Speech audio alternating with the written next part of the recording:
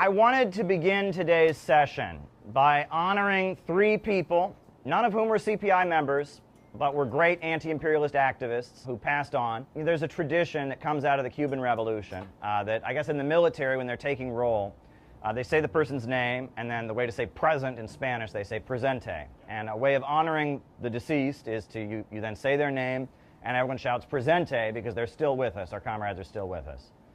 The first person I would like to honor was a guy named Marty Goodman.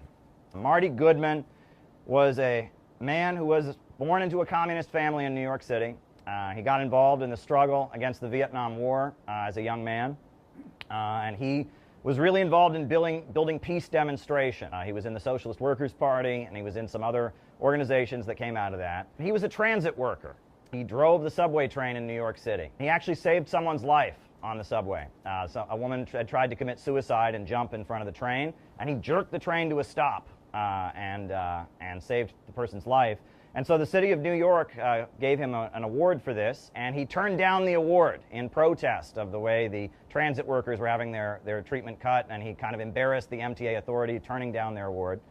But the reason that I know Marty Goodman is because in the final years of his life, he was dedicated to freeing Julian Assange, and that became the cause that he was obsessed with.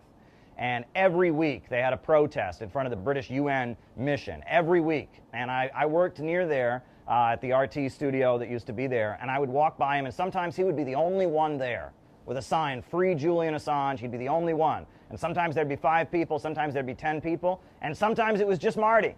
And I would run into Marty on the subway, and I would run into Marty in my neighborhood. And he always wanted to give me a newspaper, and he was always dedicated to freeing Julian Assange. And he died 3 months before Julian Assange was freed. And so when Julian Assange got his freedom, I thought of Marty Goodman and how happy Marty Goodman is in the next life to see that the cause he dedicated himself to in his final years finally had fruition. Julian Assange was able to return home to be with his family. And so Marty Goodman is a great comrade. Marty Goodman, presente! Marty Goodman, presente! I wanted to talk about another comrade, another friend who died this year. It was a guy named Paul Gilman. Now, Paul Gilman was an activist in New York City, and he ran for Congress and for various offices as a member of the Green Party. Paul Gilman's story is fascinating. Paul Gilman, in the early 1980s, he was convicted of something related to marijuana. And he was a young man who smoked a lot of pot, and he ended up going upstate to prison in New York State. And in prison, he read every book he could get his hands on. And he learned about Mao Zedong and the Chinese Revolution. He learned about the civil rights movement, the black struggle, and he came out of prison as a dedicated activist. And he was at every anti-war demonstration and every rally in New York City. He was somebody that I just found to be very, very amusing. One time I gave a class on the history of Mao. He came with a stack of books because he was just so excited to share the information. But one story about Paul Gilman that I want to share is that he had a son who was disabled, who was kind of special needs son. And one time he took his son to a film screening, and his son, who was disabled, was kind of, being loud and making a scene or something like that. And he was very embarrassed, and he was very apologetic. So he apologized to the party leaders and said, "Oh, I'm so sorry." And they said, "It's no big deal." And he said, I'll never bring my son to an event again." And they said to him, "No, it's no big deal. You'll know if your son is ready for it." And every time I saw Paul, he would tell me that story, because that shows you how much an act of kindness like that, an act of compassion. They could have said, "Never bring your son to an event again," but they said to him, "No, you'll know." And they were very kind in response to his son being a little bit disruptive at the movie showing. And every time I saw Paul, he would mention that to me, because that shows you how much an act of human kindness can go with people. And, I would run into Paul on the streets of New York City, kind of like I ran into Marty. And sometimes Paul was in a homeless shelter. Sometimes he was homeless because he was an ex-con. He had a criminal conviction. It was hard to get a job. Other times he was doing well. But yet, despite, struggling to keep a roof over his own head, he would still run for office as a Green Party candidate every time. And he was with the Palestinians. The last time that I saw Paul was at a pro-Palestine rally in May. And Paul went up to me and he gave me condolences on the death of my wife's mother. He said, "I saw on Facebook that your wife mentions that her mother just passed. I'm so sorry to hear that." He gave me a big hug, and that was the last time I saw Paul, because he died a couple weeks later. And I think about Paul, who, from a prison, from a dark place, discovered a life of struggle and came out. And I think about the glow that he had in his eyes and the hope that Paul always had. Every time I saw him, he was full of optimism and energy. That's what we need. Paul Gilman, presente. Paul Gilman, presente. Paul Gilman, presente. And the last comrade I want to give a tribute to is someone who died quite a long time ago. I think he died in 2011. His name was Artie Rosen. And Artie Rosen was a member of the Workers' World Party, and he'd been a founding member of the Workers' World Party. And he was actually quite wealthy because he was an expert on economics, and he'd started a currency trading company on Wall Street. He was very good at trading currencies. He'd made quite a bit of money, but communism was his life's goal. And he was a Jewish American, but everywhere Artie went, and I knew him at the time he was retired, he went with a Palestine baseball cap on his head and a stack of communist newspapers in his briefcase. And everywhere he went, he was wearing his Palestine baseball cap, and he was giving out the newspaper to everyone he could. And every time you saw him, he would tell you about, I was on the subway and, someone saw my Palestine hat and they gave me a thumbs up and I just got them a subscription to the newspaper. Or I was walking through a neighborhood and there were a group of Arab American teenagers and they saw my ball cap and they gave me a thumbs up. And every time you saw him, you heard from him good news, positivity, hope for the movement. And, you know that as a Jewish guy, an older Jewish guy in New York City wearing a Palestine ball cap, he must have gotten a lot of negativity. There were probably a lot of people that gave him a thumbs down or told him to go F himself or something like that, but you never heard about that from Artie. I think about Artie, the reason I'm bringing him up, even though he passed, quite a few years ago, is because I think about, in the next life as he looks on us now, he's got to be so overjoyed to see all the pro-Palestine demonstrations that are happening now, that people all over the country are marching for Palestine, and people like him that are of Jewish descent are also marching for Palestine. He's got to be just absolutely overjoyed. Artie Rosen, presente. Artie Rosen, presente. Artie Rosen, presente.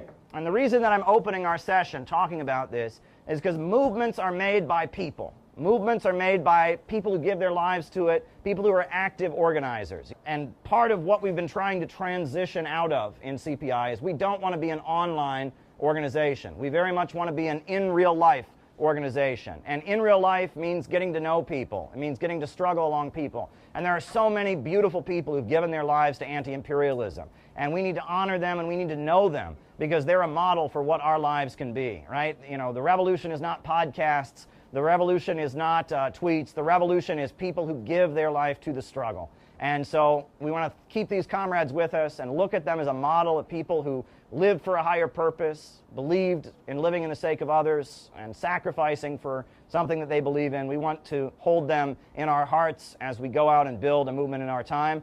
So Marty Goodman, presente. Paul Gilman, presente. Artie Rosen, presente. It's not easy. All these other little groups are doing is easy. They've been doing the whole Donald Trump is the KKK, like they have the posters, they haven't upgraded stuff for the past 10 years, so I always tell Caleb, like, I almost joined one of those groups back then, but I'm glad I didn't. So it's just like, we're doing the honest work and that's going to take longer.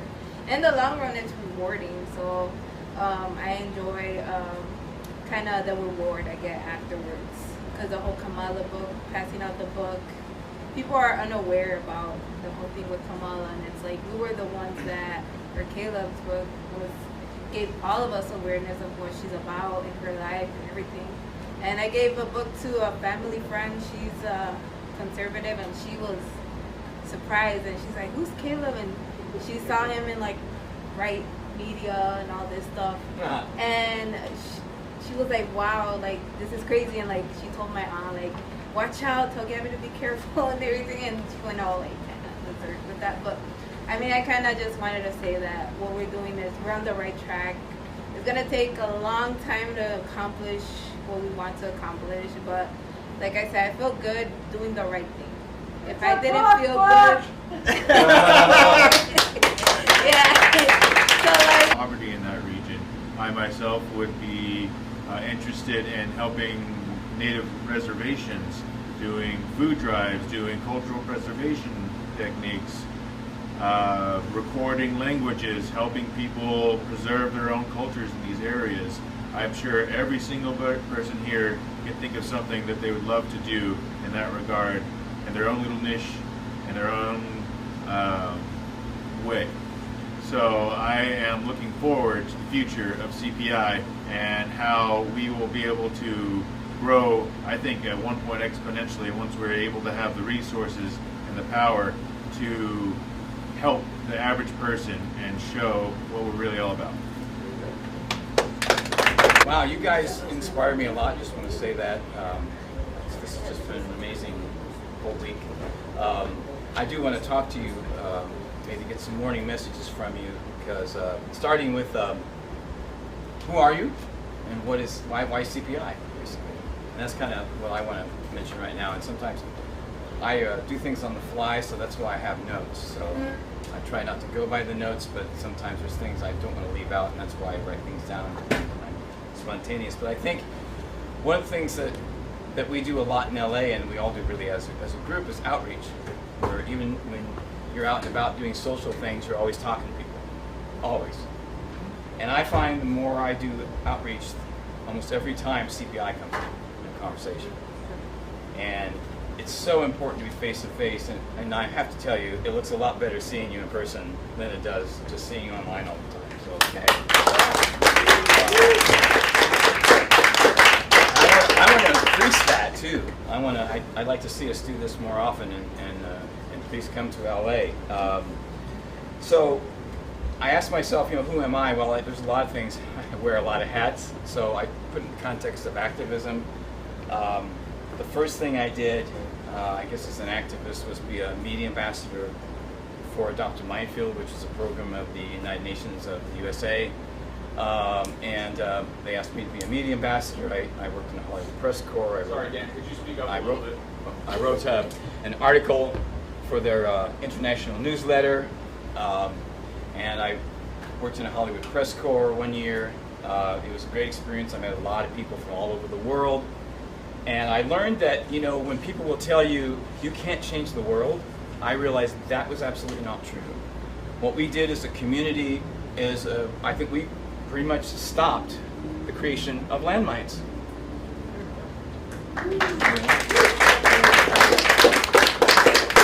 Now, it went to drone bombs, but anyway, but we did stop, we planted that seed, the horrible things that would be in the ground that were discovered, decades later, in Vietnam, etc. So we only had certain countries that we worked in. But I also, after that, I think it was Occupy Los Angeles.